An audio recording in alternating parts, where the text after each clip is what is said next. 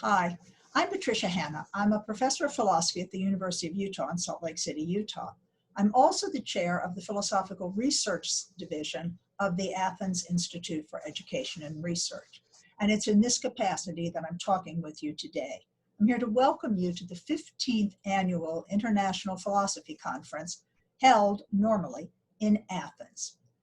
Of course, I'm not in Athens. I'm in my house. And many of you are probably also in your houses. Strange times call for new approaches, and I think we're all embarking on this new approach, probably with some trepidation. I imagine we will get through it and probably come out the other side with only a little bit of damage. Maybe we'll learn a lot. Like so many of you, I look forward to these meetings because they give me an opportunity to meet with other philosophers, but not just with other philosophers. Small conferences let you really get to know the other participants. And this small conference is different from many small conferences because it doesn't focus on just one topic, or just one philosopher, or just one school of philosophical thought. The conference includes a number of cultural activities when we normally meet in Athens, and these give us a chance to talk to each other at great length.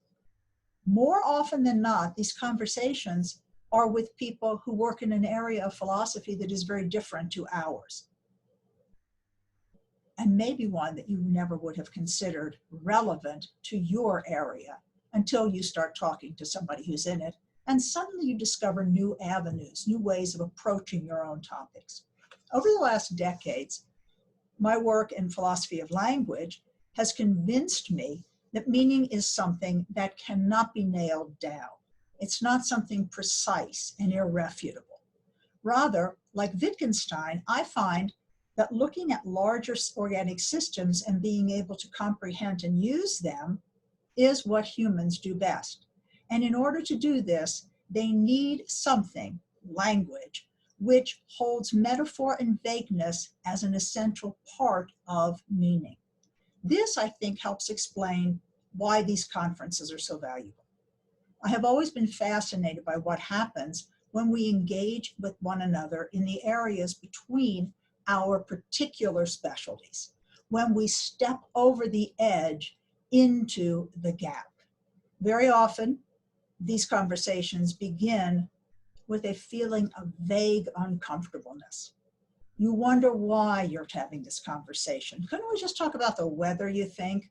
You don't have anything to say that could possibly interest me. But out of politeness, you listen to what they have to say. And as the interaction unfolds, you often find yourself thinking, why didn't I think of that? This is really interesting. This is going to be useful to me tomorrow when I sit down to start writing. Now, Wittgenstein tells us that the best discoveries in philosophy, and really any place else, are always the most difficult to achieve. But once we see them, once we get them, they seem obvious. We're amazed that we didn't see them before. Why did we miss them?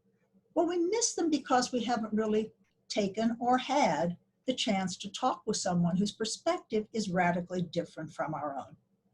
This conference gives us the chance for these interactions.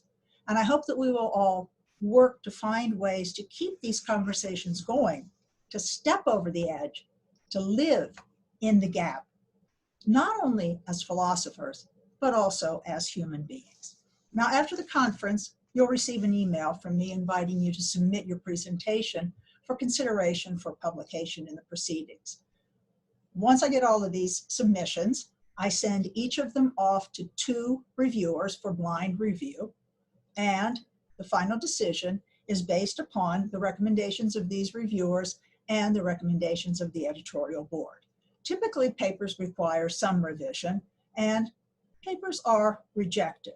But in either case, you receive detailed feedback on your paper based on the reader's comments and the input of the editorial board. I hope that you will consider submitting your paper for this. But for now, get ready for 2 days of fun. You're going to get to give a paper, you're going to get to listen to people give papers, you're going to find some things that interest and intrigue you, and you're going to be able to exchange contact information.